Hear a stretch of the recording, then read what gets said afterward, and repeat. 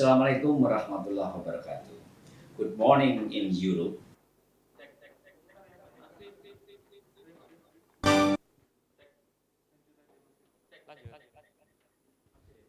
Cek cek cek cek cek tes tes tes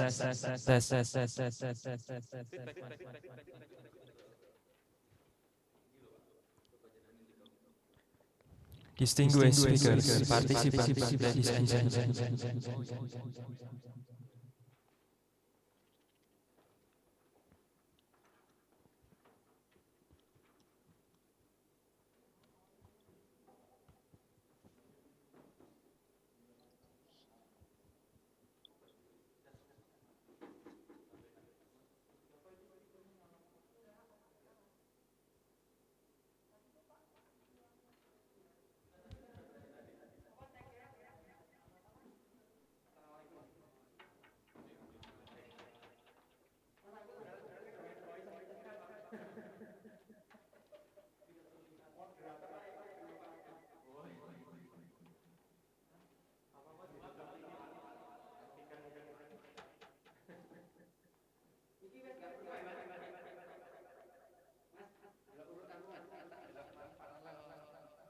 Jadi pertama itu pas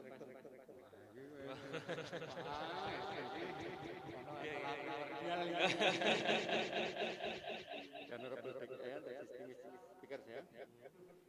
Langsung empat.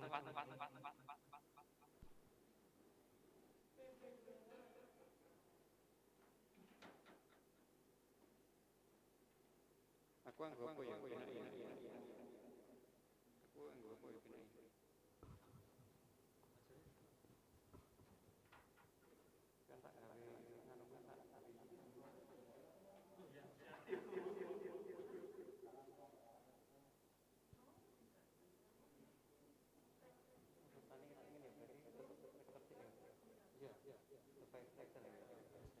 Terus langsung mulai Pak nanti. Iya, aku kan Langsung mulai Pak Adi nanti. Mas, aku no monitornya lah Mas. Monitornya gimana? Ini Pak sama diputer ke sana. Iso digeser Mas, Mas. Bisa digeser loh. Tidak bisa Pak sepertinya. Soalnya lagi mau nambah output lagi supaya bisa dengar suara. Oh, cuma diginiin aja. Iya, diputar. Miring. Tes tes. Oke, berarti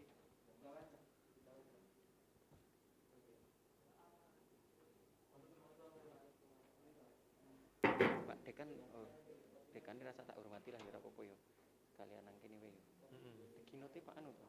Keynote Pak Dekan ya. Oh iya, Oke. Nah, aku urutan-urutan gue kan penting nih.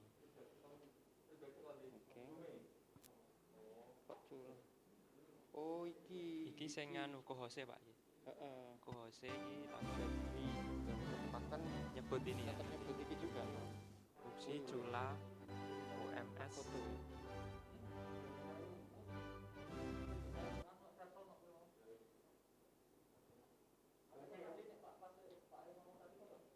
Wis tak benak iki. Ya, siap. Cik cik cik. Cik. Ora.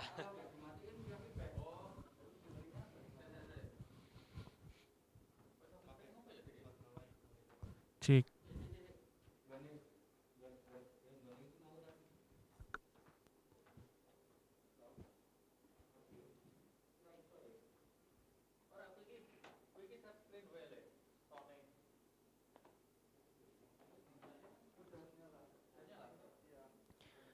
Assalamualaikum warahmatullahi wabarakatuh. Good afternoon, ladies and gentlemen. The Honorable Vice Rector for Academic Affairs, Universitas Negeri Yogyakarta, Profesor Dr. Margono M. Hum, MA. Keynote Speaker, Dr. Suhadi Purwantoro, MSI, the Dean of Faculty of Social Sciences, Universitas Negeri Yogyakarta. The invited speakers, Associate Professor Dr. Mohairi bin Ibrahim from University Pendidikan Sultan Idris Malaysia, Dr. Bayes Ahmed from University College London, Dr. Danang Srihartmoko from Gadjah Mada University, Indonesia, presenters and participants from co-host representative, University Pendidikan Sultan Idris Malaysia, Chulalongkorn University Thailand, Universitas Muhammadiyah Surakarta, and Indonesian Geographical Association. Cek.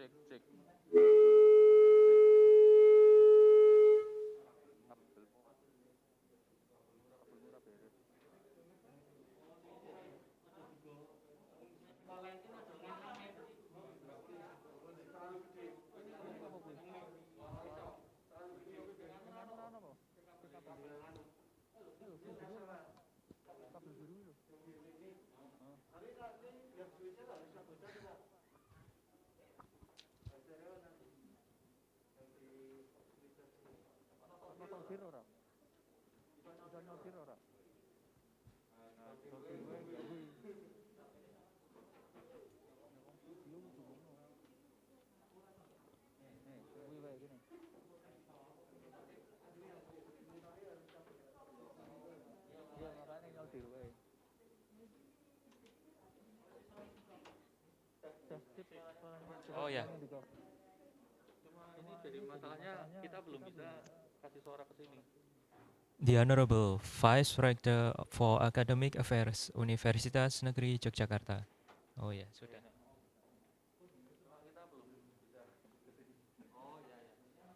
Ini saya latihan dulu ngomong terus enggak apa-apa ya. Assalamualaikum warahmatullahi wabarakatuh. Good afternoon, ladies and gentlemen. The Honorable Vice Rector for Academic Affairs Universitas Negeri Yogyakarta, Profesor Dr. Margono M. Hum, MA. The keynote speaker, Dr. Suhadi Purwantoro, MSI, the Dean of Faculty of Social Sciences Universitas Negeri Yogyakarta. The invited speakers, Associate Professor Dr. Mohairi bin Ibrahim from University Pendidikan Sultan Idris Malaysia, Dr. Bahyes Ahmad from University College London, Dr. Danang Srihartmoko MSc from Universitas Gadjah Mada Indonesia, presenters, participants from co-host university representative, University Pendidikan Sultan Idris Malaysia, Chulalongkorn University Thailand, Universitas Muhammadiyah Surakarta, and Indonesian Geographical Society, all participants, ladies and gentlemen. First of all, let us express our gratitude to the God Almighty who has given us His blessings and guidance, without which we could not participate in the second International Conference on Hazard Mitigation in Geographic and Education Perspective. The theme of this year's conference is Disaster Management for Enhancing Resilience, Risk Reduction, and Sustainable Development Goals.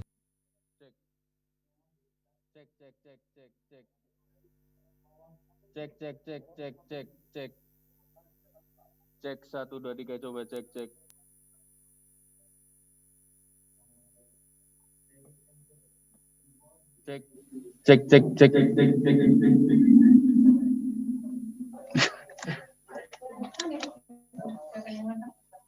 Yuk cek 1 2 3 coba. Oke ya.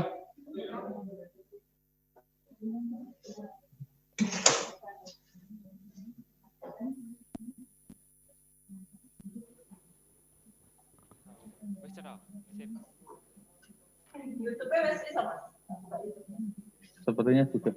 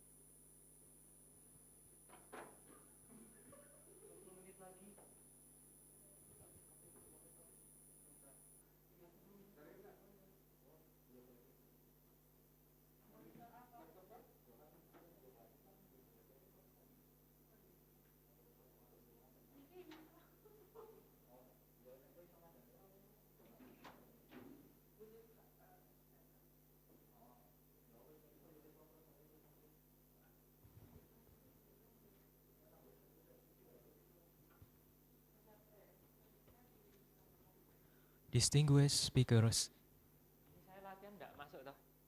Enggak ya? Oke, udah di mute ya. distinguished speakers, participants, ladies and gentlemen. Now we invite the Vice Rector for Academic Affairs Universitas Negeri Yogyakarta, Professor Dr. Now we invite the Vice Rector for Academic Affairs Universitas Negeri Yogyakarta to deliver a speech, at the end of which we kindly request the Vice Rector to declare this international conference open straight afterwards. Professor Dr. Margono M. Hum, MA, the floor is yours. Distinguished speakers, participants, ladies and gentlemen, we are now moving to the plenary session.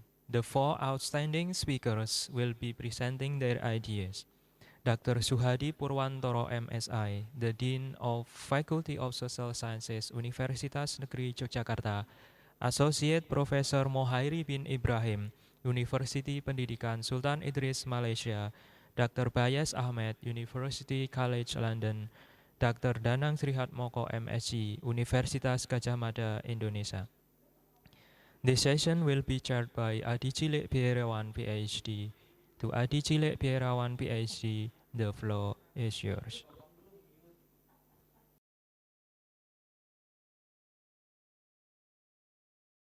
Of the plenary sessions, please be well informed that the parallel session will be held tomorrow at 9 a.m. via Zoom. The link of the Zoom meeting will be sent to your email. Finally, I would like to say thank you for your participation and attention. Wassalamualaikum warahmatullahi wabarakatuh.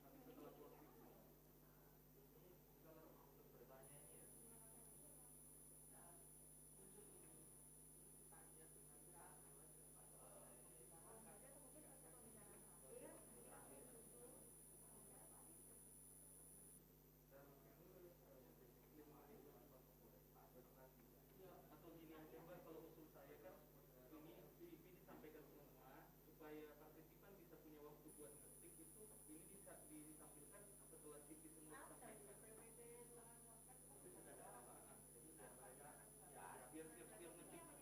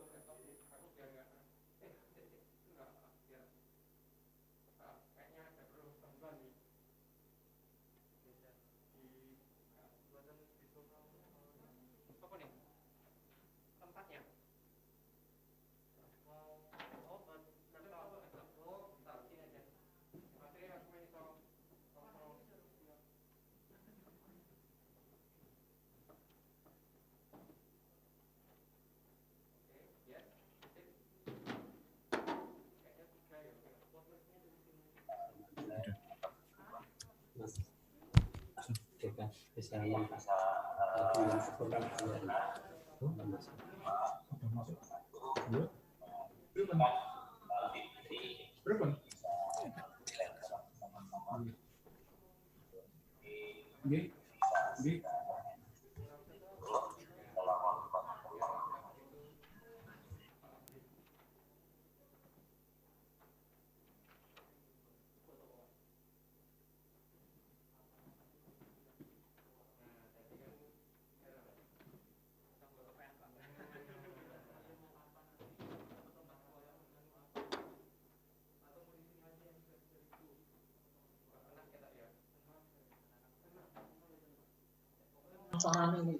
Ya Pak Am, cek sound masuk sudah.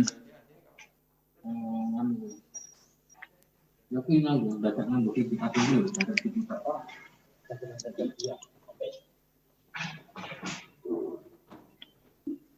Pak Margana gini dur.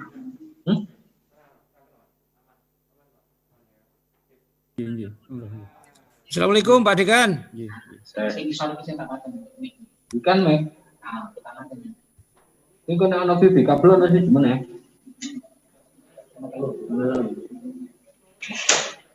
Ayo. Enggak, saya ini pertanyaanku makanya ngomong. Iki tak pateni. Sampai ngomong.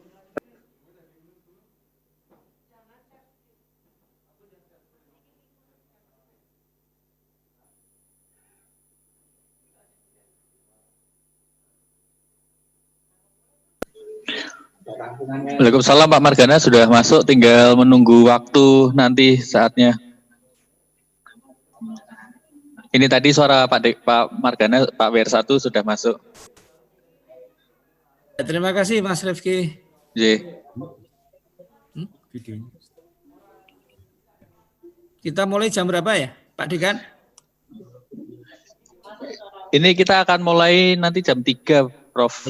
Margana. J. Oke ya. Ini sudah sedang persiapan di Lab Ilkom. Oke sip. J Pak WR1. Oke, thank you. J siapa? Sudah masuk jelas.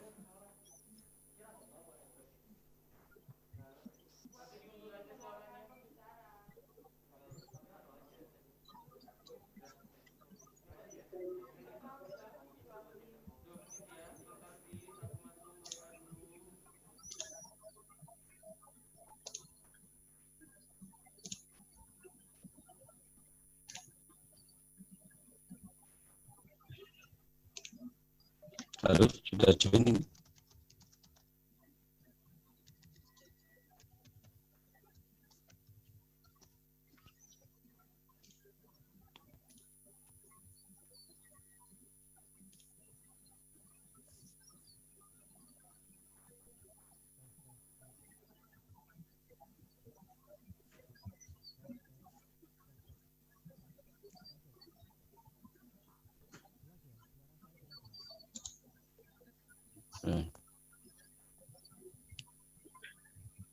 Assalamualaikum Pak WR, Pak Dekan. Waalaikumsalam Ibu. Waalaikumsalam. Monggo.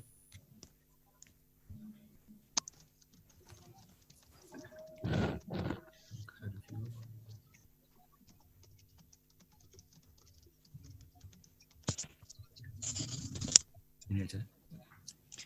Pak WR belum bergerak loh Pak. Belum bergerak. Gimana Pak Dekan? Pak WR belum bergerak. Ini menunggu Pak Dekan ini.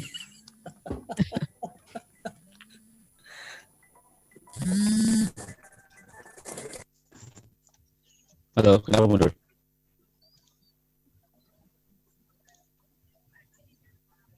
Ya.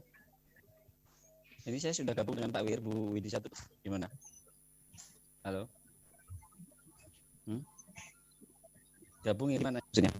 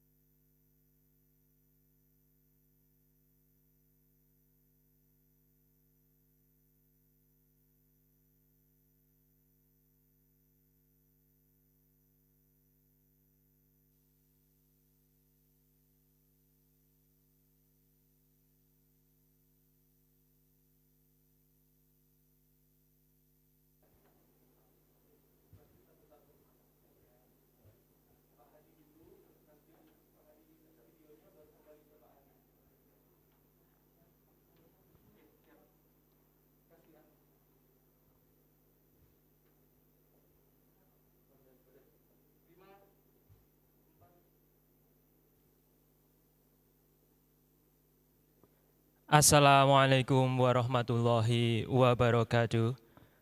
Good afternoon, ladies and gentlemen. The Honorable Vice Rector for Academic Affairs, Universitas Negeri Yogyakarta, Professor Dr. Margono M. Hum, MA. The keynote speaker, Dr. Suhadi Purwantoro, MSI, the Dean of Faculty of Social Sciences, Universitas Negeri Yogyakarta.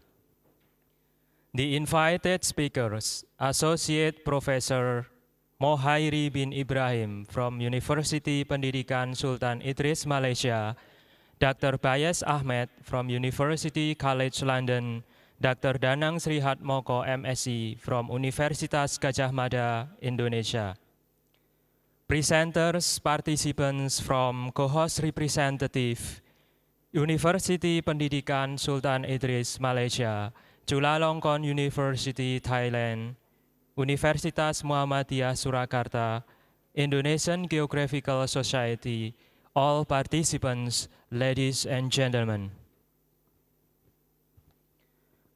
First of all, let us express our gratitude to the God Almighty who has given us His blessings and guidance, without which we could not participate in the second International Conference on Hazard Mitigation in Geographic and Education Perspective.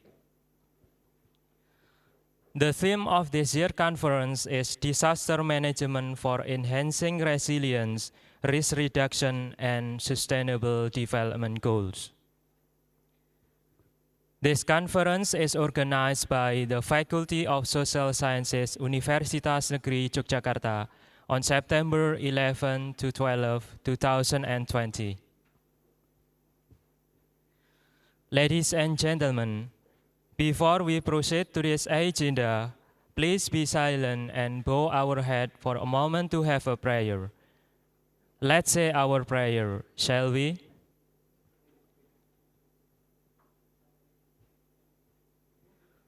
Thank you. Singing the national anthem of Indonesia Raya.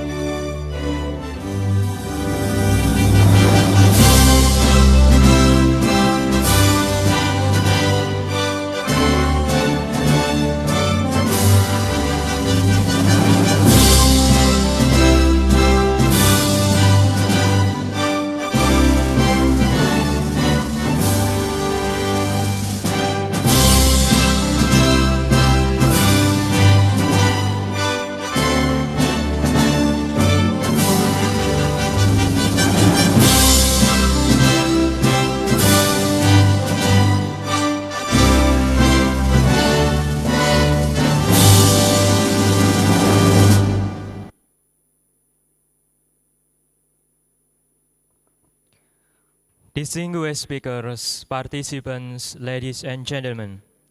Now we invite the Vice Rector for Academic Affairs, Universitas Negeri Yogyakarta to deliver a speech, at the end of which we kindly request the Vice Rector to officially declare this international conference open straight afterward. Professor Dr. Margono M. Hum, MA, the floor is yours. Thank you. the Honorable Keynote Speaker, Dr. Suhadi Purwandara, MSc, from State University of Yogyakarta, serving as the Dean of Faculty of Social Sciences of State University of Yogyakarta, the Honorable Plenary Speakers, Associate Professor Dr. Muhammad Hairi Ibrahim from Faculty of Social Sciences and Humanities, Dean of Faculty of Social Sciences and Humanities, UPSI, Dr. Bayes Ahmed from University of College London, United Kingdom, Dr. Danang Srihat Moko, MSc from Faculty of Geography, Gajah Mada University, Director of Partnership, Alumni, and Global Initiatives, Vice Deans of Faculty of Social Sciences, distinguished presenters, distinguished participants, ladies and gentlemen. Assalamualaikum warahmatullahi wabarakatuh. Good afternoon. First of all, let us thank Allah, the Almighty, for blessing and guiding us into the right path and for granting all means and opportunities to gather here to attend these very fruitful and tremendous occasions of the annual International Conference on Hazard Mitigation on Geographic and Education Perspectives, hosted by State University of Yogyakarta in collaboration with some hosts from other universities. It is greatly honored and pleased for me, representing the Rector of State University of Yogyakarta, Professor Dr. Sutresno Wibowo MBD, to welcome all of you in this video conference. Distinguished speakers, participants, ladies and gentlemen, it is evident that the COVID-19 outbreak has seriously affected to all the aspects of human lives, such as politics, economy, education, business, socio-cultural issues, and the like. Added to this, the impact of the COVID-19 outbreak triggers all citizens in the world to minimize its hazardous impacts with the utilizations of physical and social distancing practices, one of which is what we do today, holding this conference via video conference under the issue of hazard mitigation on geographic and education perspectives, focusing on disasters management, of enhancing resilience, risk education, and sustainable development goals. And a great number of sub-themes are presented in this seminar. This relies on the fact that an early mitigation on social and geographic natural disasters is of great importance for all people, to educate all citizens to be aware of unpredictable and uncertain disasters that may happen at any time. In reference to the above issue, University of Yogyakarta via Faculty of Social Sciences is keen on responding to the hazardous events which is disruptive in nature. It is aimed at providing a forum for scholars, lecturers, researchers, students, teachers, and practitioners to intensively share ideas under the topic mentioned and to make a collaboration across institutions and countries. Distinguished invited speakers, participants, ladies and gentlemen, to gain such an objective, the committee has succeeded to back some prominent experts as the keynote speaker and the plenary speakers from different countries, as well as the distinguished presenters. The plenary speakers consist of some experts from different countries, as mentioned earlier, namely Associate Professor Dr. Muhammad Hari Ibrahim, Dr. Bayes Ahmed from University of College London, Dr. Danang Srihant Moko, MSc from Faculty of Geography Gajah Mada University, and the keynote speaker is Bapak Dr. Suharti Purwantoro MSc from State University of Yogyakarta. In this opportunity, I would like to warmly express many thanks to them all. Added to this, it is a pleasure for me to appreciate all delegates and participants who joined this conference via Zoom. I do hope that this conference will bring some benefits to all the participants in this conference and contribute to the upbringing of the scientific life under the theme mentioned. Distinguished invited speakers, participants, and ladies and gentlemen, it is really aware that this conference could not have been made possible without any help from many parties, including the head of the committee, his or her members, the Dean of Faculty of Social Sciences, and his staff members, the delegates from many institutions as co-hosts, and others. I believe that the committee members have been working all day and night since the beginning of the planning stage, and they now are still here with us to hold international conference via Zoom. Therefore, I should appreciate their work and dedication and express many thanks to them all. I too apologize for any shortcomings which you may find during this conference via video conference today. Finally, I wish you gain a fruitful and pleasant forum in this afternoon. With the great word of Bismillahirrahmanirrahim, it is pleasure for me to declare the official opening of the annual international conference on hazard mitigation on geographic and education perspective in 2020. Thank you. Wassalamualaikum warahmatullahi wabarakatuh. Waalaikumsalam. Distinguished speakers, participants, ladies and gentlemen, we are now moving to the plenary session. The four outstanding speakers, Dr. Suhadi Purwantoro MSI, the Dean of Faculty of Social Sciences, Universitas Negeri Yogyakarta, Associate Professor Dr. Mohairi bin Ibrahim from University Pendidikan Sultan Idris Malaysia, Dr. Bayes Ahmed from University College London, and Dr. Danang Trihat Moko MSc from Gajah Mada University Indonesia will be presenting their ideas in this session. This session will be chaired by Adi Cilek Pierawan PhD. To Adi Cilek Pierawan PhD, the floor is yours.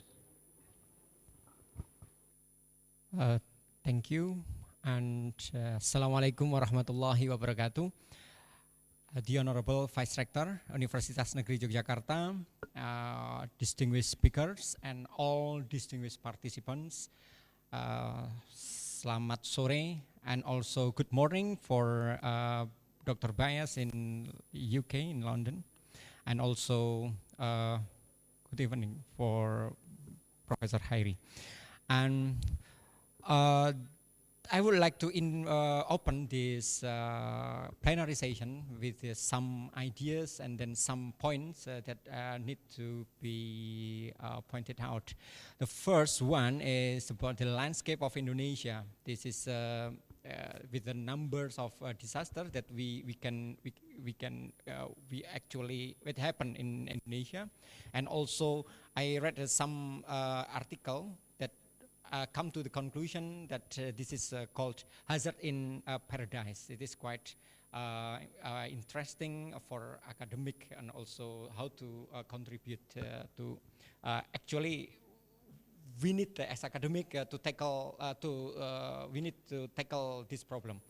To tackle that problem and then to address that problem, I think this is a very timely to have this conference. This called International Conference on Hazard Mitigation in geographic and education perspective. Then proudly presented by Universitas Negeri Yogyakarta, and we also have a co-host with from Universitas Pendidikan Sultan Idris in Malaysia, and also Universitas Muhammadiyah Surakarta, and we thanks also to Chulalongkorn University, and last but not least we say thank to Indonesian Geographic Society. And we are lucky to have 4 speakers here, 4 distinguished speakers. The first one is our keynote speaker, come from Universitas Negeri Yogyakarta. He is expert in disaster as well. And he is also Dean of Faculty of Social Science. He is Dr. Suhadi Purwantara. At the same time, he served as the lecturer at the Faculty of Geography, and also his main interest is in hydrology and disaster mitigation, which is very fit with this issue. I think, and the other, we have Professor Dr. Bayes Ahmed from University College London, and yeah, we will have Dr. Bayes Ahmad. He's got Dr. Philosophy in disaster reduction, and yeah, that's that I will go more further after this. And also the third speaker will be Professor Hairi. He's from Universitas Pendidikan Sultan Idris, and he will talk. His interest actually about physical geography and weather and climate and ecosystem. I think, yeah, that's all the speakers. And also the last one, the Dr. Danang Srihatmoko. He is actually a lecturer at the Faculty of Geography, Universitas Gadjah Mada, and got a PhD from Paris Panthéon Sorbonne University in Paris. Kemudian, and also that his research interest is in landslide hazard and natural hazard study, and all the thing about the hazard, including volcanic hazard.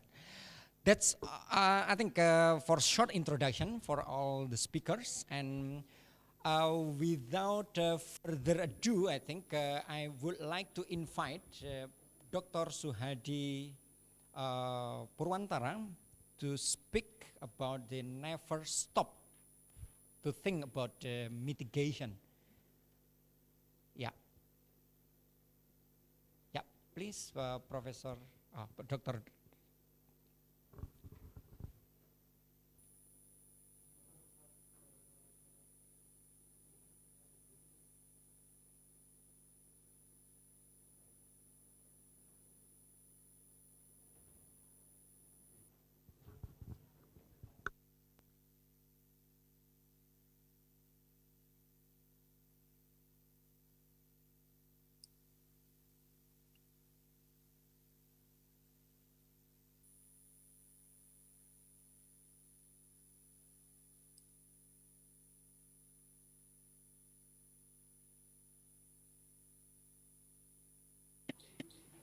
Assalamualaikum warahmatullahi wabarakatuh.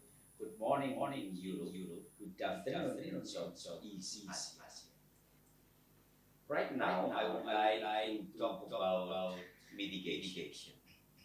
My topic of today's presentation is never stop to think of mitigation. Introduction. God sends down diseases and their cures. Also, God lowers disasters by mitigating them. Speaking of disasters, we must not underestimate the slightest disaster. We know that there are various kinds of disasters in this world. Asteroids that fall on the surface of Earth in residential areas may cause disasters, and can be classified as disasters originating from extraterrestrial.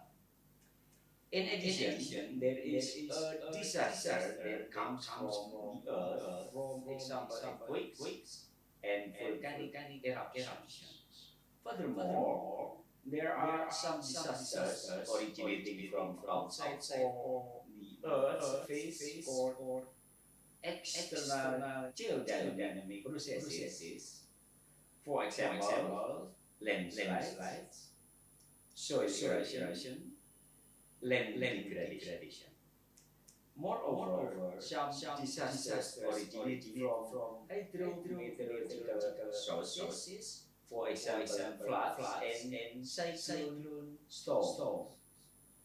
Other disasters include ecological disaster, epidemic disasters, even pandemics, and the most fatal ones are social disasters, humanitarian disasters, which include terrorism, riots, major war, and world war. Disaster trends. In recent decades, disasters have tended to increase. The number of losses caused by disaster even increased by seven times. However, the actual number of human casualties due to earthquake, natural disaster in the last few centuries has tended to fall.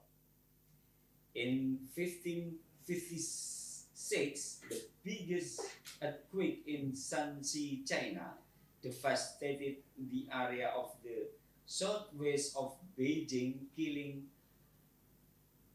830,000 people.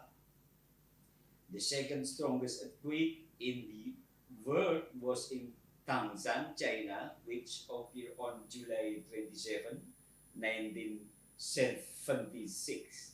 The shock of 8.2 Richter scale devastated an area located at the east of Beijing with scale 655,000 people.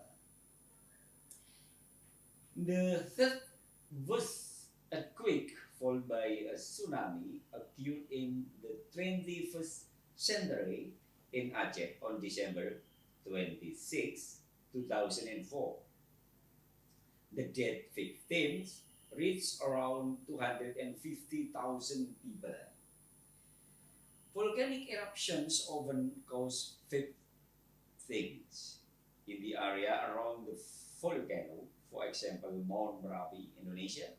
At a radius of several kilometers from the top of the volcano, there are many settlements, agricultural businesses, and other people's activities. Many people survive from the eruption, but sometimes they become victims when an eruption occurred because they did not comply with local government recommendations to leave the dangerous area. There were 277 victims of the 2010 Merapi eruption, mostly because they did not obey the government's appeal to leave the eruption hazard area. The French Pili volcanic eruption in 1902 killed 30,000 people. Krakatoa eruption in 1883 in Sunda Strait killed 36,000 people. Likewise, the Tambora eruption in 1815 in West Nusa Tenggara caused the death of 71,000 people. Disasters can also occur due to human mistake. These types of disaster include accidents that occur in factories, in mining, residential fires, oil palm, plantation fires, disasters due to land sea and air traffic accident. Traffic accidents are disasters caused by human carelessness, especially due to the indiscipline of the road users. In ASEAN, Indonesia ranks first on the number of traffic accidents. Even the traffic accident turned out to be the second highest killer after tuberculosis.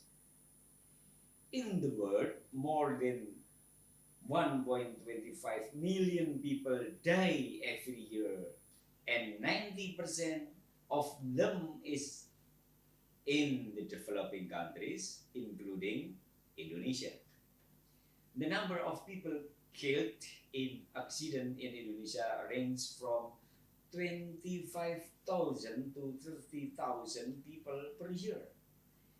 On average, 70 to 60 people die per day. The highest number of accidents experienced by motorcyclists reached approximately 75%. Besides road traffic accidents, accidents often occur in air traffic. For example, the increasing number of airplane accidents that ultimately occurred due to human error. In Bologna, Medan, on September 2005, Boeing 737-200 from the Mandala Airlines company failed to take off, which was allegedly due to overweight, resulting in 101 passengers and 42 residents dead. Moreover, in the Makassar state on January the 1st, 2007, a Boeing 737-200 aircraft from the Adam Airlines got an accident which was allegedly caused by human error and a technical problem on the aircraft navigation system. The accident killed 102 passengers and crews. A plane crash was also experienced by the Malaysia Airlines carrying 236 passengers, which disappeared in 2014. In addition, Malaysia Airlines was destroyed by gunfire in Ukraine, which killed 298 people in July 2014. Moreover, a plane crash also occurred in the coastal of Karawang, West Java, which killed 189 passengers. The human error is also found in the aircraft maintenance, both engines and wheels. Plane accident often occur due to tire burst and even the wheels off. The terrible event like this must not occur if the aircraft maintenance is carried out appropriately. The plane accident caused by the broken tires happened because the pure the poor tires and are still used, which may lead to fatalities. Many aircraft accidents related to the failure of the landing are due to the broken tires. In fact, both accidents often occurs in Southeast Asia. Community indiscipline is also found not only dealing with traffic but also operating daily household appliances such as electricity, gas cylinders for kitchens, and water use. Indisciplined behavior in using household appliances at least causes both. Furthermore, the most dangerous fire accident is caused by short circuit electricity, leaks in gas tube pipes, and so on. In short, many disasters occur because of human error. In addition, disaster may occur due to human social aggression, such as riot, terrorism, war, with result in many casualties. Many people claim that natural disasters have more victims than of other type of disaster. In fact, social disasters like war are much more likely to suffer the affected people. World wars, either World War One or World War II, are examples of social disasters which cause large casualties. It is estimated that 60 to 70 million people around the world were killed in the Second World War. The number of victims in Vietnam War, the War of the Korean Peninsula, the Middle East War, the wars in African countries, the conflicts in Yugoslavia, and the ISIS conflicts could reach million people. Those disasters which cause a lot of victims is a social disaster. The social catastrophes that got occurred in Europe between 1914 and 1945 could not be spirited from the role of the Greek figures at the time, namely Lenin, Stalin, and Hitler. According to Robert Guillory, society was transformed by two world wars, the Russian Revolution, the Holocaust, Nazi slaughter of Jews, and the rise and fall of the Third Reich, Germany's fascist state under Nazi rule. Lenin, Stalin, and Hitler demonstrated a rivalry that ultimately sparked a war of extermination and genocide. The number of social disaster victims is much greater than that of natural disasters or non-natural disasters. The victims of the greatest natural disasters can reach 100,000 of people, but the victim of humanitarian disaster caused by war can reach 10 billion of people. What about pandemic disasters? In the last few months, the event that hit the world community today is the spread of the coronavirus disease COVID-19 since December 2019. COVID-19 originated in Wuhan, China. In Indonesia, someone was infected by the coronavirus in early March 2020.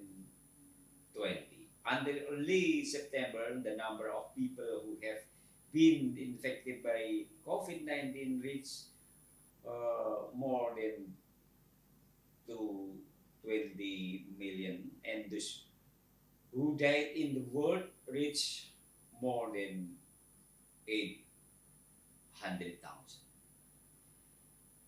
What can mankind do? The answer is mitigation. So, don't stop to carry out hazard mitigation. What should we do? Mitigation derives from the word mitig and agere. Mitig means soft or benign, while agere means to do from Latin words. What is mitigation? Mitigation is defined as a series of efforts to reduce disaster risk, either through physical development or awareness, improvement, and capacity building to face disaster threats. We human beings must try to reduce the victims of disaster. Every country needs to design the national hazard reduction program.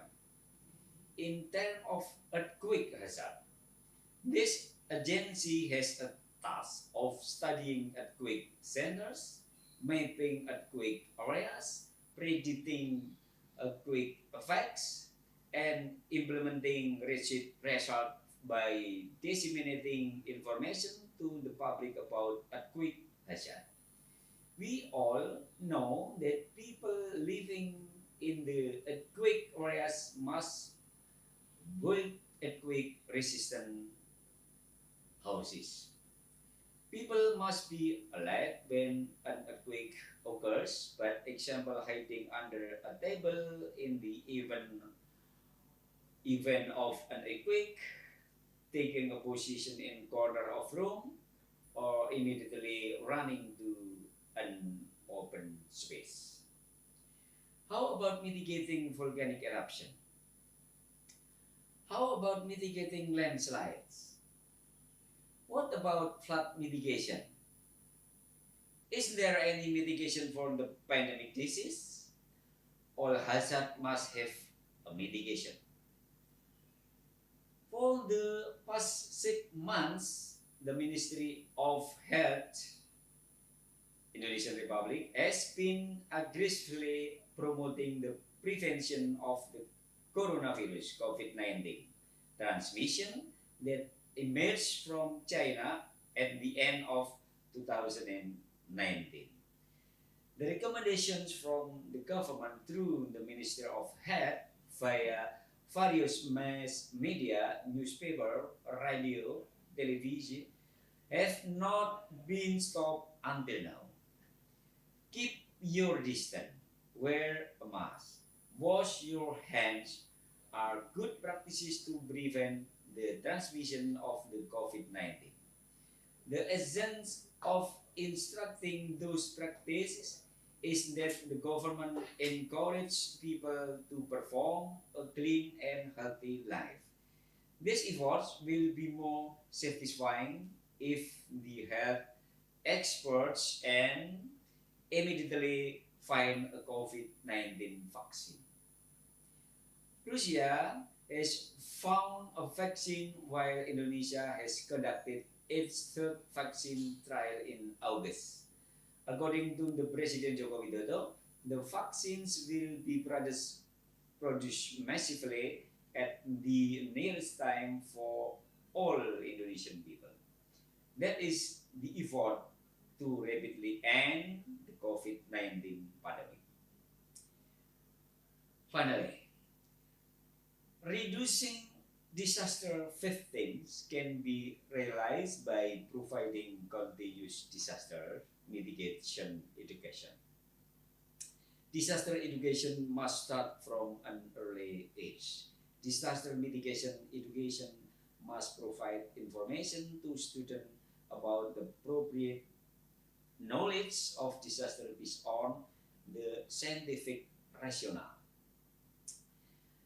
Disaster mitigation education provides an understanding of protection systematically, and disaster education equips students through practical training on how to protect themselves and how they can respond to these disasters appropriately and quickly. The COVID-19 pandemic disaster, which until now has not ended, has made all human beings to very careful with its serious effects. Health experts around the world say that COVID-19 is very dangerous.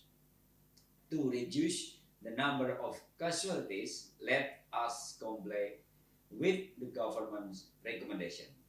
Use mask, use mask, keep your distance, and wash your hands frequently.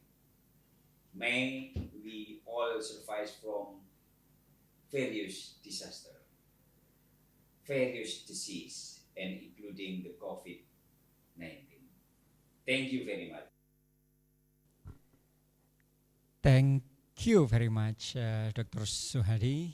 It give us very insightful that the message for us. And then if I can give us points about what the speech delivered by Dr. Suhadi is disasters are unavoidable and can be ubiquitous. I think that the two main point. Also, we are, I think we are quite convinced that we can see that many pictures that tell us about how disaster for the world, and then we need to tackle. Before we go to the next speaker, I would like to invite to remind all of you participants, if you want to ask question, if you like to give some points or some confirmation, you can type in the chat room provided in Zoom. I think we will go to the next speaker, Dr. Danang Srihatmoko. He is a lecturer in geography. He will talk about the building multidimensional resilience to disasters. I think after we see about the problem, then Dr. Danang will give some alternative solution. Please, Dr. Danang. Thank you very much, moderator. Thank you. Please allow me to share my screen. Yes, please. Okay, thank you very much for inviting me in this very prestigious event. Good afternoon in Indonesia, and also good morning, our colleague from Europe. Thanks to organizing committee who invited me as a part of the speakers today. It is a great pleasure for me to be here with all of you virtually, in the Yogyakarta State University, which is near from UGM, 5-minute walk from UGM. Okay. I would like to talk to all of you about the disaster risk management and resilience. I am going to start by presenting the disaster and the climate change as the major challenges in multidimensional aspect of our life, and continue by showing some statistics of disaster occurrences and the major impact of human life. In this opportunity, I would like to emphasize and highlight my talk on the importance of disaster risk management as an investment. It is time to us actually to change the public perception that the RR and CCA, or climate change adaptation, are the long-term investment instead of the public spending. And I will close my presentation with a concluding and remark.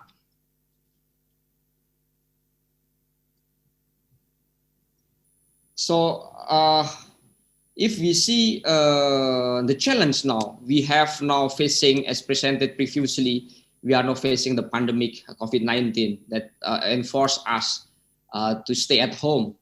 And now we also have some challenges with regard to disasters and also climate change. And disaster risk and climate change are the fundamental threat to the development program. The negative impact are threatening to set back a decade of development achievement, I think. And the devastating effect of disaster are extremely high. Lives are lost, economic suffer, essential infrastructure is destroyed, and the company lost their assets and market. Household become trapped in poverty, and their welfare is severely reduced with effect on education, healthcare, and also personal income. Currently, as the decade of disaster data shows, every year more than 226 million people globally are affected on average by disasters. The losses devastated communities and the nation in the short term and embed the economic potential in the long run. In the past 30 years, the economic losses from natural disaster more than tripled. And we have to aware that the number of the natural disaster has more than doubled. Global losses from natural disaster have averaged almost $200 billion annually over the past decade, up from the just 50 million in the late of 1980s. With the driver of the population growth, rapid urbanization, and also climate change, this trend is set to continue, threatening the development gains in the world's most vulnerable countries, especially the poor country. Climate change represents one of the biggest threats to the food security in the 21st century. We have to be careful about that. And it is shown that its high occurrences and intensity of flood, storm, hurricanes, drought, and other hydroclimatic related disasters. Its impact are already in disrupting livelihood in many parts of the world, and particularly those that are dependent on natural resources.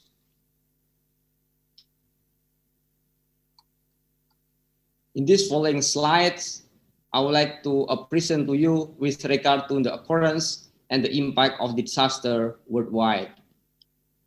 In this chart show us that in terms of the weather-related disaster represent the dominant frequency over the past 20 years, accounting for 91% of all more than 7,000 recorded events between 1998 and 2017.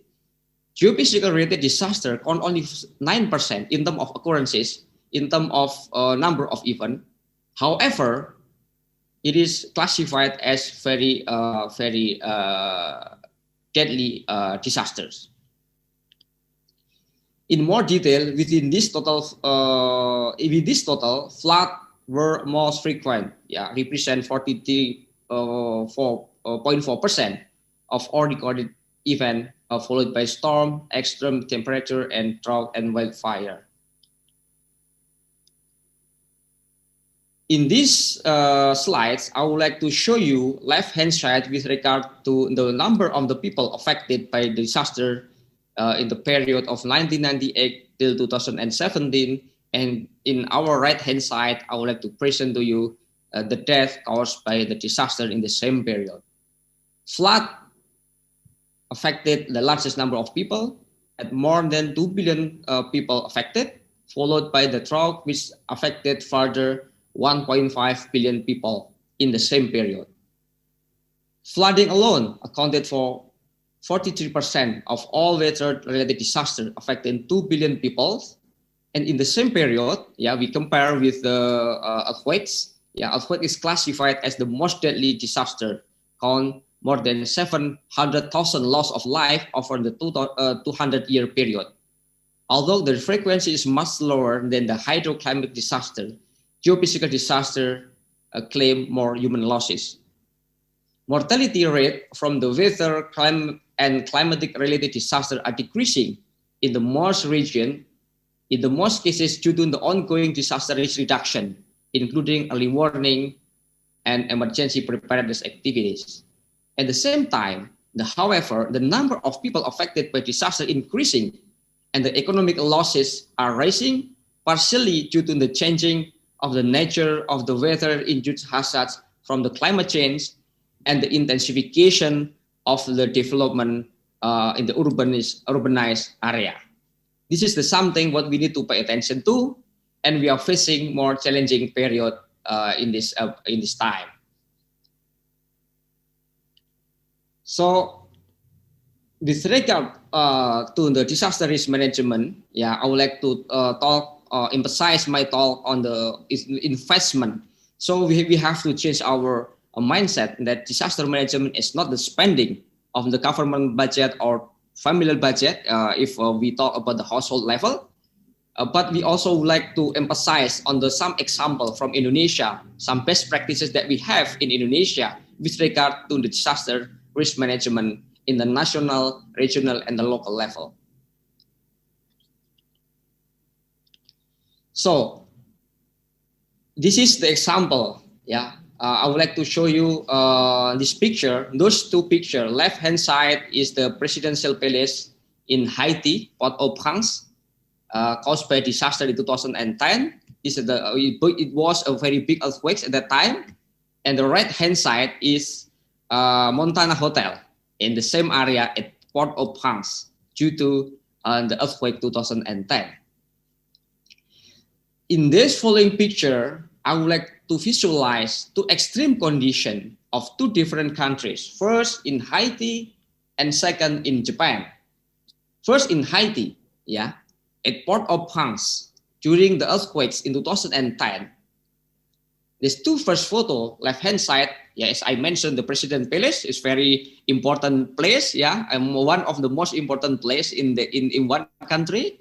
Experienced heavily damaged, and the right-hand side is the Montana Hotel in the peak hours, killing around 200 people during the earthquakes.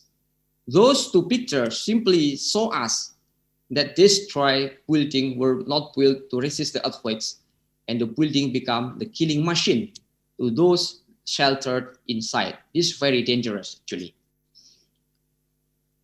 And this picture, we have three pictures. Left-hand side is the Apple Tower. The center is empty building. As the right-hand side is the Westin Hotel in Sendai, 37 floors, with no visible damage reported during earthquakes, magnitude 9 in Tohoku, Japan, 2011. That actually the hotel, Westin Hotel at Sendai, was utilized as National Center for Disaster Response during the crisis.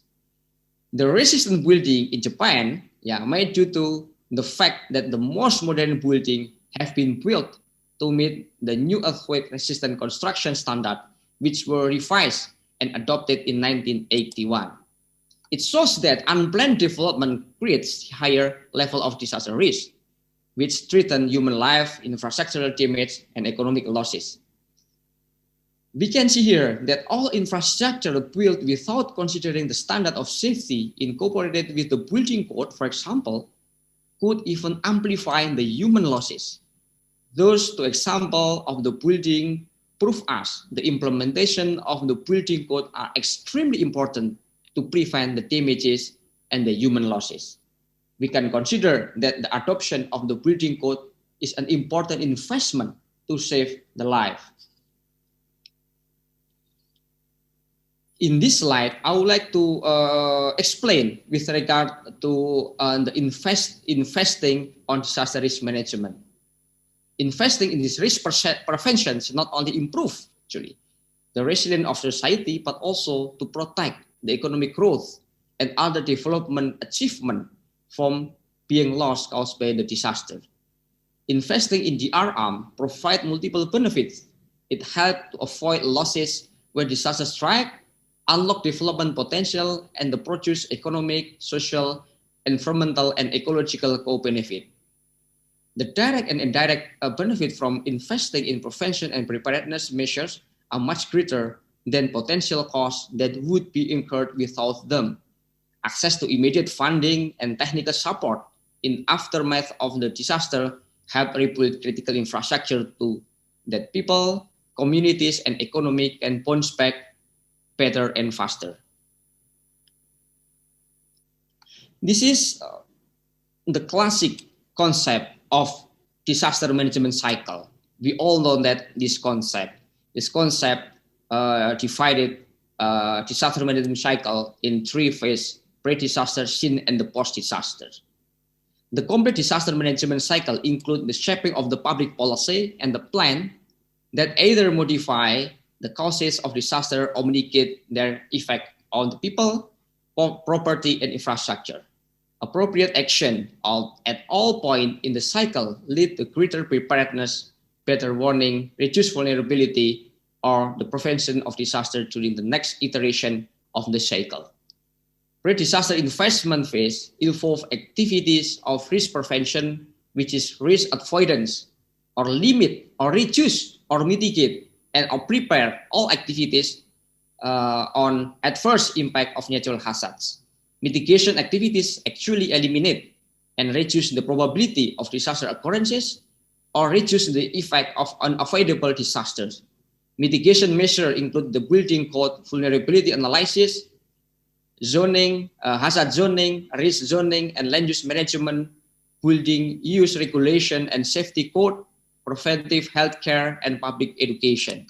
Mitigation will depend on the incorporation of appropriate measure in national and regional development planning. Now, we should more pay attention on the pre-disaster investment, of course, without neglecting the scene and post-disaster event.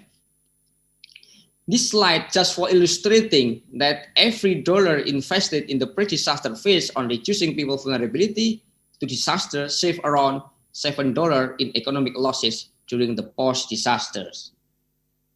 These pictures also highlight the triple dividend of investment in disaster risk management. The first one is reducing losses and damages in the event of disaster is often the key motivating factor for disaster risk management.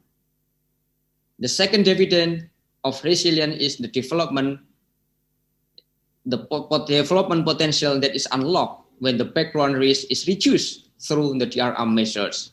This includes innovation, entrepreneurship, and investment, and is independent of the occurrence of any actual disasters. On top of that, we have third dividend of resilience, which is very beneficial on developing the resilience, developing the positive yield of economic, social, environmental side effect, and some multiplier effect on ecosystem and also environment. So I'm continuing my presentation on this picture. This picture taken in 2005 after the disaster of Aceh, the mega tsunami in Aceh 2004. In Indonesia, one of the most exposed country to the natural disaster, provide a good example how the risk prevention, the risk mitigation and preparedness for recovery can substantially reduce the human, economic, and social impact of disasters. In the year following 2004 Indian Ocean earthquake and tsunami, when Indonesia lost more than 120,000 lives and economic losses reached more than $4.4 billion, the government made major policy on institutional changes to address the disaster risk. The key of this big leap was the launching of the law number 24/2007, allowed by the establishment of national and regional disaster management agencies mandated to coordinate relevant ministers and sectors work on disaster risk reduction. National disaster management agencies develop nationwide action plan on disaster risk reduction and disaster risk management. In 2008, a national platform was set up to coordinate and monitor the disaster risk reduction activities and the share knowledge among the practitioners and experts. Indonesia became one of the first countries in the region to develop the comprehensive guideline and tools for addressing damages, losses, and the need for post-disaster recovery. Today, Indonesia is among the Southeast Asian countries with full policy and institutional capacity for large-scale disaster recovery. The result of this long investment in preparedness and recovery was demonstrated when a powerful 7.6 magnitude of earthquakes hit the Aceh province in northern tip of Indonesia on 2012 with no damage and casualties reported. It's very different situation compared to 7 years earlier when Aceh alone had claimed more than 70% of 230,000 lives to the earthquakes and tsunami that is hit across Southeast Asia. The preparedness activities and the quick relay of early warning by the Aceh government helped the evacuate people to save their life.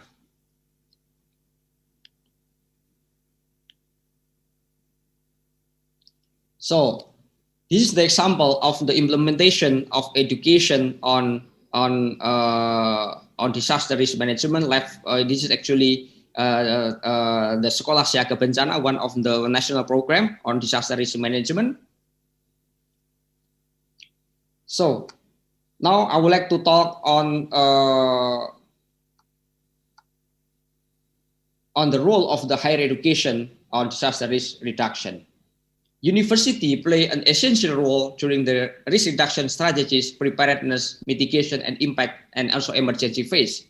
The role of university is disaster management include disaster education, research, community outreach, relief, and support on affected community. In Indonesia, the role of university on DRR through 3 pillars of higher education, which is Tridharma Perguruan Tinggi, education, research, and community services. In terms of education, disaster management can be introduced in the curriculum, extra curriculum. In addition, some subject related to DRR is also adopted in as elective or mandatory courses in the certain universities. I think we do all about that in Indonesia. So this is the example, two photos with regard to the example in UGM, what we are applying with regard to ecosystem-based disaster risk management. In this photo, we develop both a degree and non-degree program related to DRR. This is the example, the training courses, the summer courses held every summer in July, August in UGM to invite international students as well as the local students to learn about the ecosystem-based disaster risk management. The right-hand side is one of ideal example of eco-based DRR in village of Bedono in Sayong at the Demak Regency, where this village was suffer sea inundation and land subsidence. The plantation of mangroves have the multiplier effect not only on reducing the coastal erosion, which is the main objective of the mangrove plantation, but also as the host of many bird species and other animals are living on the mangrove formation. So the eco-DRR also protect our biodiversity. This is just example of translational research from invention to innovation that we do in UGM. The development of early warning adapted to the local condition. The early warning system is not only just installing the instrument on the landslide-prone area, but more than that. More importantly, the setup of integrated and interconnected system from technological side and the community side. So in the international standard was achieved thanks to interdisciplinary approach of the research involving social scientists as well as the engineers. So one of the most significant role of higher education in Indonesia is the community services. The map shows the distribution of student community services or KKN program at UGM that we deploy from Sumatra to Papua in entire 34 provinces in Indonesia. Every year we deploy around 7,000 students, more than 300 lecturers as supervisors, 200 regency across the country. The main objective on this program is to implement the knowledge and also the values obtained during the educational process in campus to build their spirit, their empathy, and the culture of sharing, the culture of caring, and the culture of giving. In addition to that, the students are encouraged to learn from the local communities with regard to the local wisdom and the culture, also to learn the problem in the society. This is the example of the social project related to the KKN program conducted by a student to raise the groundwater at the hill at Kulon Progo area, at Gunung Kidul area, by using solar panel provided by the private company. So the collaboration among the sectors are needed to ensure the program is success. The local government provided the support on their budget and the governmental budget for logistic and operational in the field, and the local communities, they committed to operate and also to install, to maintain the instrument to ensure the sustainability of the program. The collaboration among the students and supported by Alumni Association of Kagama in UGM Alumni Association and sponsored by the private sector conducting emergency management after the disaster. This is the example of Kagama Care activity in Lombok after the disaster in 2008. And we deploy some medical doctor, alumni of UGM, deploy up to 2 months in the location to help the local medical doctor to conduct surgical operation for injured people.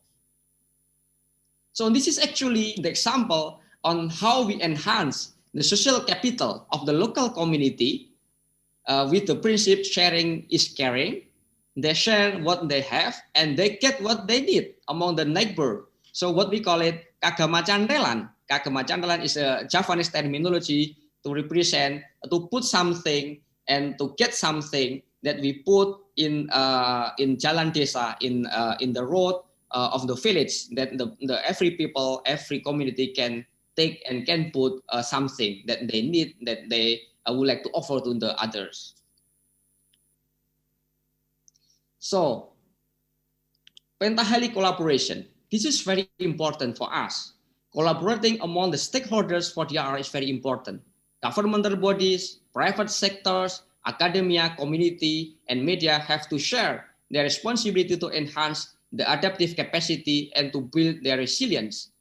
Government need to collaborate with private sector to accelerate the implementation of the DRR program.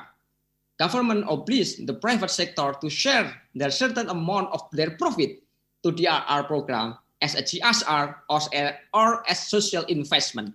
In return, the government can give some incentive to the private sector, to industry, by means tax deduction, which is we have this instrument in our peraturan pemerintah, or tax exemption that we already launched actually, by undang-undang, or easiness on doing business.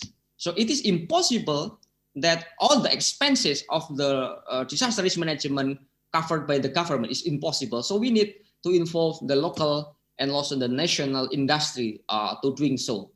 Academia need to communicate at the earlier stage of their research program to industry to invite them on involving the R&D processes. In the new draft of the revision of a law, Undang-Undang Penanggulangan Bencana, the current law, we propose at the current draft that now still being discussed in the government and also parliament. We propose to the government to accommodate some article with regard to the incentive for the private sector who invest on DRR program. Media is also a key role on educating the community, so they need to be more responsible on disseminating educative materials to the wider society in collaboration with academia and regulatory agency.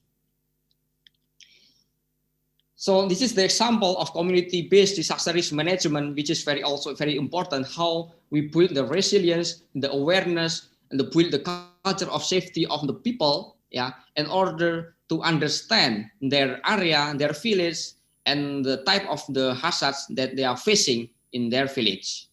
So in conclusion, I would like to conclude with 3 points. First, disaster risk and climate change are the fundamental threat to the development program that to set back the decade of the development achievement.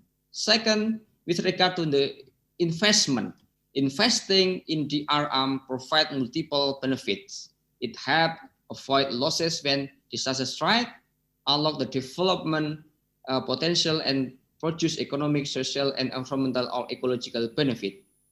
So the last one is about the collaboration among the stakeholders for DRR.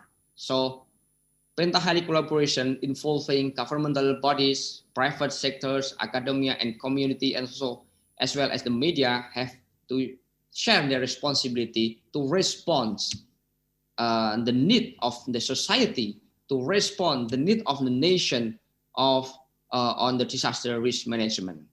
Thank you very much for your kind attention. Assalamualaikum warahmatullahi wabarakatuh. Waalaikumsalam warahmatullahi wabarakatuh. Thank you very much, Dr. Danang, and a very comprehensive presentation, and also this is insightful for us to understand how important disaster risk management is. And also at least 2 points that I can get from Dr. Danang presentation is the importance of investment on this disaster risk management, and then as mentioned previously, that how can help government and also how to can help society to reduce the cost of the disaster.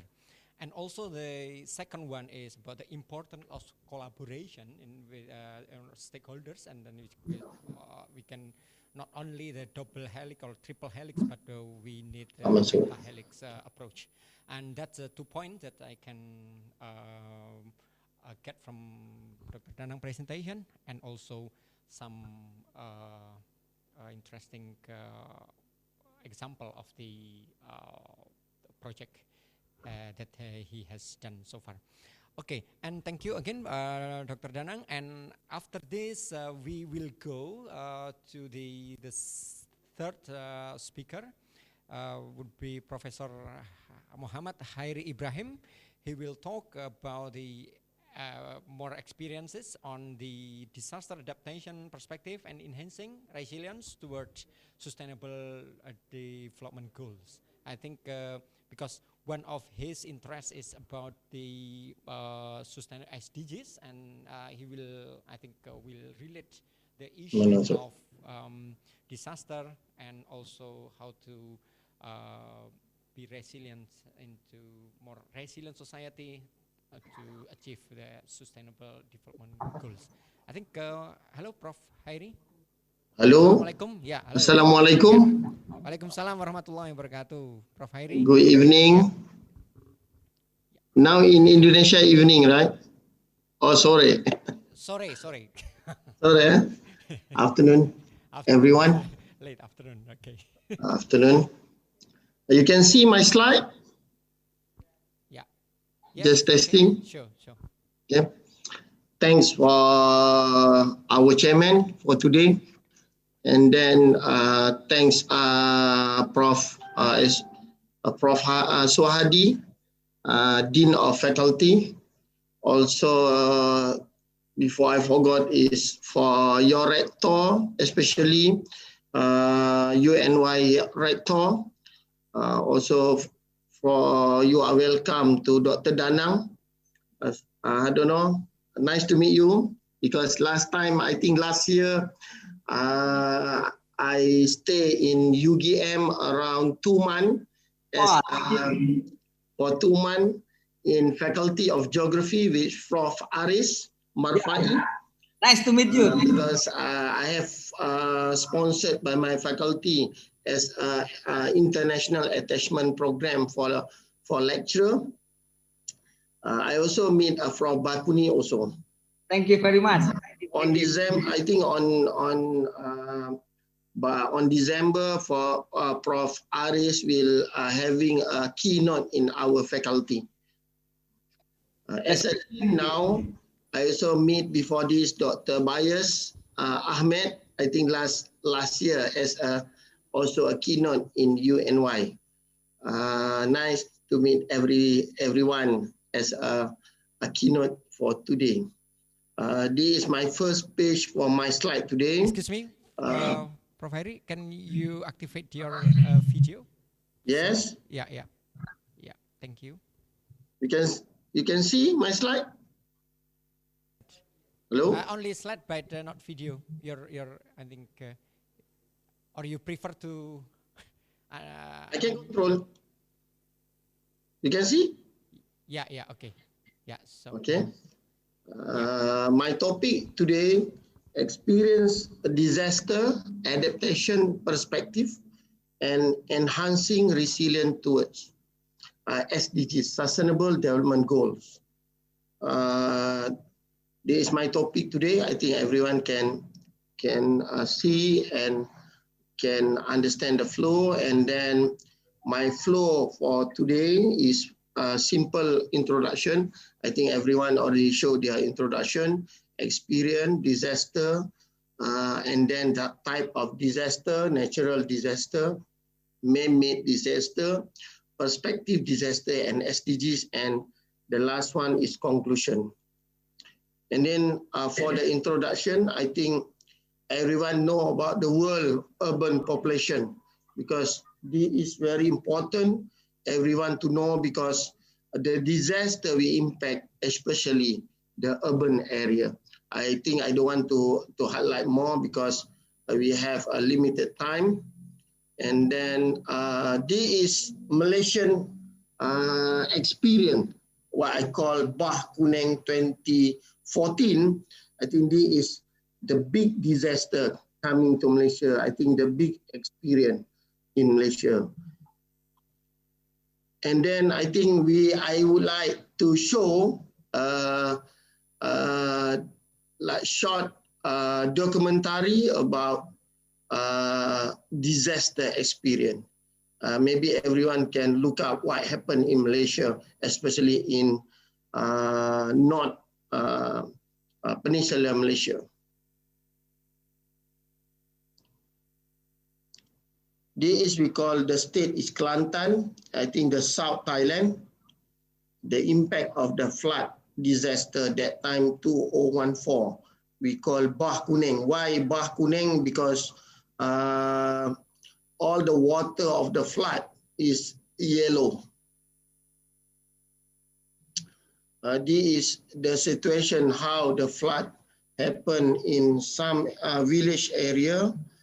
Beside the village is the seaside area.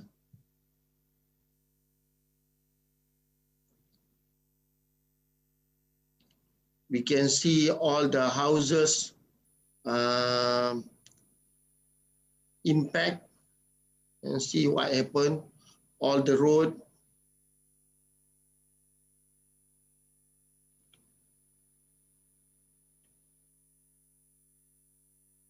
And all the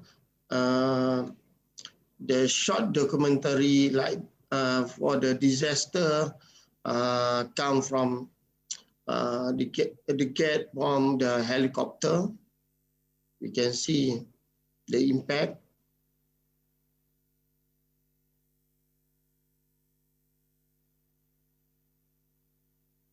And then D is in urban area. And then some houses, D is what happened in some small industrial area. We will look up also the impact to the school after this.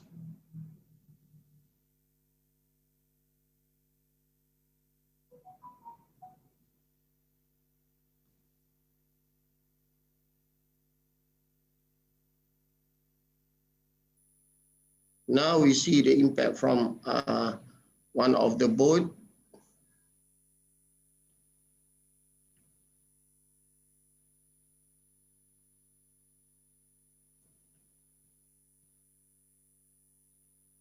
Kenapa kamera itu tak nampak ni?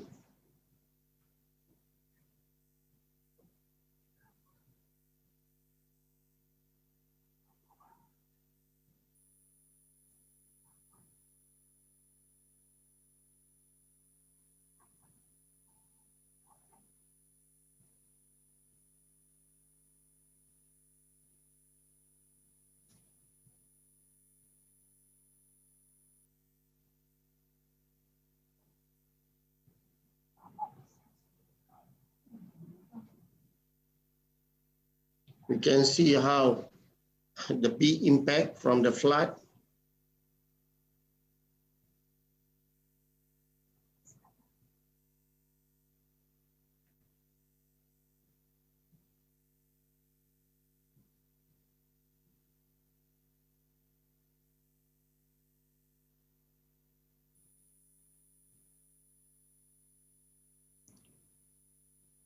We can see how the impact.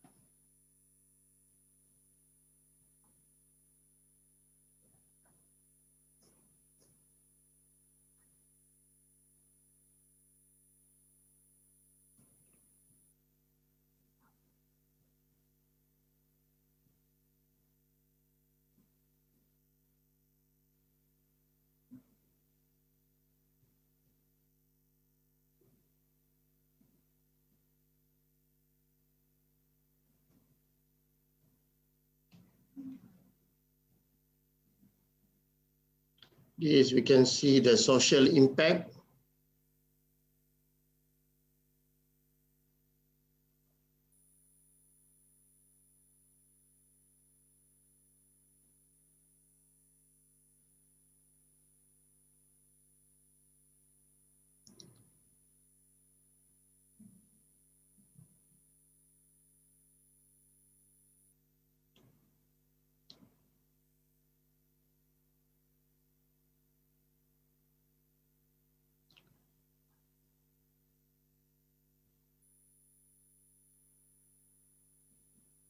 We can see how our community very resilient with the impact of the disaster on 2014. all the surrounding, their houses, having impact. Then this is one term they say, bergembiralah sahabatku di sebalik setiap musibah. Ini kata-kata mereka.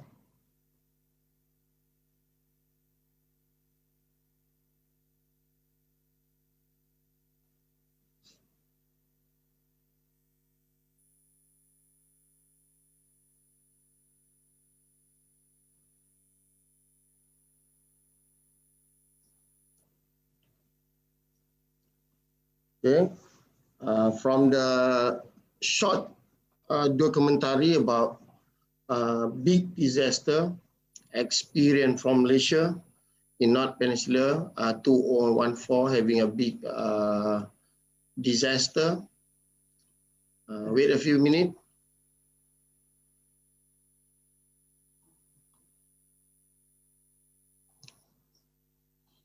And then we can see the disaster from the natural disaster. I think this is before this is flood disaster. I think this is we classify as a natural disaster.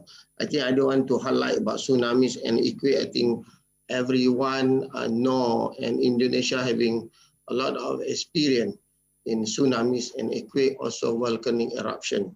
I think what I highlight before this is more in climatic disaster. I think this is more in natural disaster. And then one part is how man-made disaster. I think this is the diagram to understand about a topology of hazard or disaster. And then everyone know now coming health disaster, the impact of COVID-19. I think everyone know we need to have a good planning and having what I mean social distance, especially to our community to challenge with COVID-19 impacts.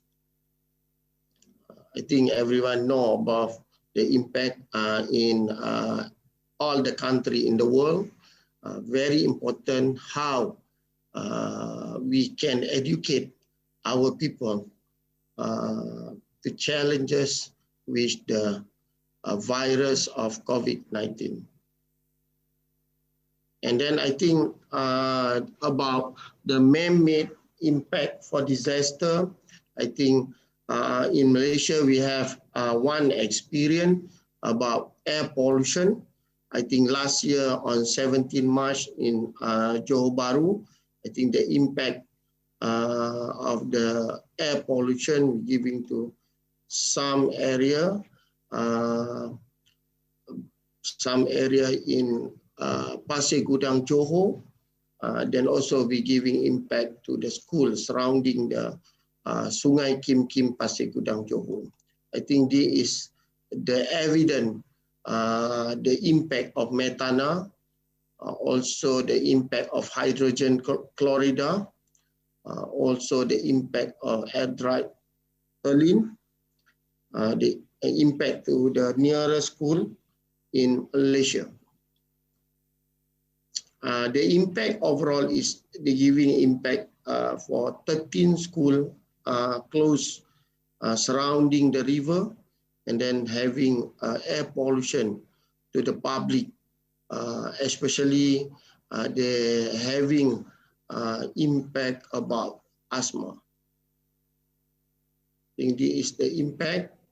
This is the evidence from the newspaper, the evidence of the pollutant, the industrial throw to the a small river in the small Sungai Kim in Johor Bahru, Malaysia. When we talk about a disaster, I think very important, we need to know about monsoon flood disaster management in Malaysia.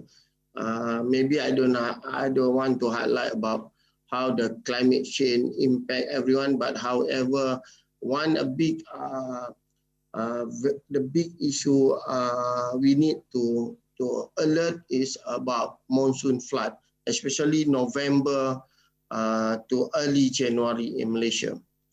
And then this is our experience, flood disaster in Malaysia. I think episode in Malaysia is, I think last time, just for review on 2006, 2007, we have total victim around more than 150,000 total. Also the impact to the total family more than 63,000. And then we can look now the impact surrounding our state, especially in Malaysia, including the Borneo, during the flood disaster in Malaysia, I think the last time in 2012. And then this is the same picture I show before this in 2014, happened in stadium in Kelantan. Also the impact to the pump station. I think this is the big disaster, 2014. I think last 6 years episode, especially in state of Kelantan, Pahang, Terengganu, Perak, and Johor. The impact more to Kelantan, Pahang, and Terengganu especially. And then we can see the surrounding of community area and also impact to the school in the east of Malaysia Peninsula. This is the potential area flood in Peninsula Malaysia. You can see all the area, the latest area, we projection having potential of the flood in Peninsula Malaysia. And then this also come potential area flood in Borneo, especially in Sarawak and Sabah, Malaysia. And then this is the evidence of the flood happened in 2014 in also same area in the east of Malaysia Peninsula. One thing I want to highlight is we can see two pictures now. One is from what I want to show about Sarawak River, Rajang River, very nice and very good for tourism development. And one from the one river in the east area in Malaysia, Peninsula Malaysia, in the east area, we can see how the waste from the from the wood after destruction from the forest area, all the waste come to the river, and we can see what happened in the river ecosystem. I think this is totally different from the good river to the very very problem ecosystem river impact from the human activity. And then I just want to highlight again about a topology of disaster, just want to highlight. And then the impact of the development also, we can see having the impact of development toward flash flood in Kuala Lumpur especially. I think everyone know this happened in Kuala Lumpur, also in Jakarta. Also, as we know, yesterday also in Kuala Lumpur come again the impact of development when the raining coming very heavy. That means all the water cannot flow to the river, and river not enough space to cover all the raining coming, and then the flash flood maybe happen like the picture also like yesterday if we read some news from Kuala Lumpur. And then this situation, I think this situation series, flash flood series in Kuala Lumpur starting 1971 until now, because all area is having inadequate drainage system, are unable to channel the water flow properly. This is the main issue need to manage about flash flood challenges. And then also when we talk about flash flood, Malaysia also having an issue about weather phenomena, extreme weather phenomena, maybe not for the long term, but maybe a short term, especially about storm and some flood in some area. This example also happened in India during 2017. Also, I think the disaster also including the changes in ecosystem and desertification. And then also about the heat wave coming, we giving the impact of dry bed of the lake, especially example in Chennai, India. And then very important to our community, to our governance, how we manage our environment, how we manage our surrounding. That means how we can control our environmental changes. This is very important. And then when we talk disaster, I think I don't want to highlight the meaning of disaster, just to highlight what is disaster. Very important when we talk about disaster is loss of life, damage to property or the environment. And then also the other definition of disaster. And then there is same meaning, just to highlight to everyone. And then there is the type of disaster. I think what I show before this is meteorological natural disaster like flood, topographical like earthquake, everything. Also environmental. What I show before this man-made disaster from the industrial accident like water pollution and air pollution.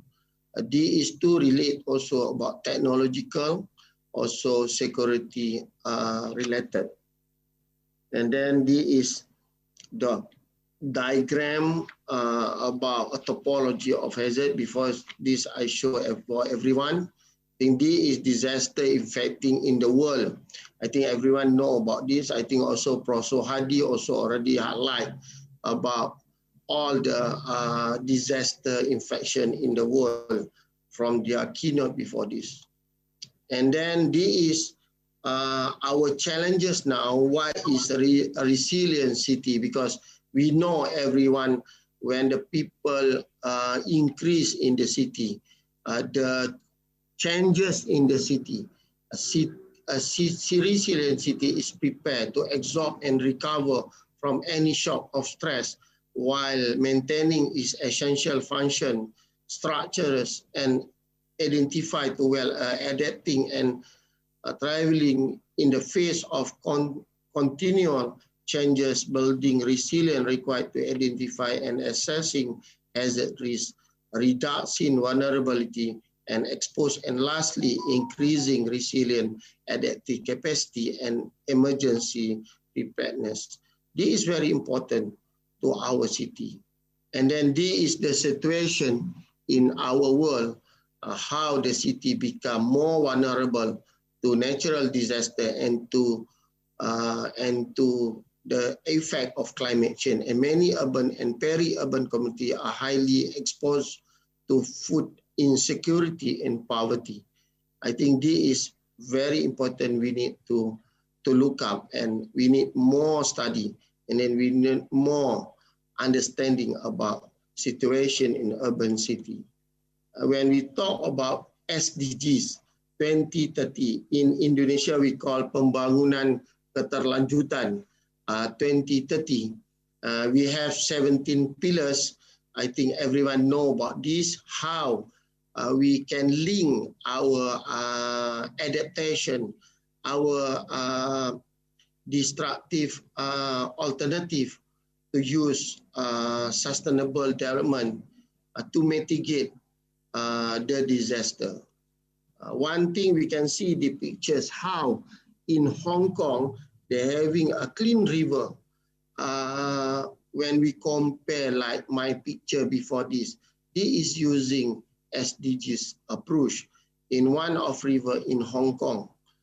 And then I want to show the disaster management in Malaysia. We have a 3-level disaster management level, district, state, and central to manage the disaster like flood. And also we have some small experience about a tsunami and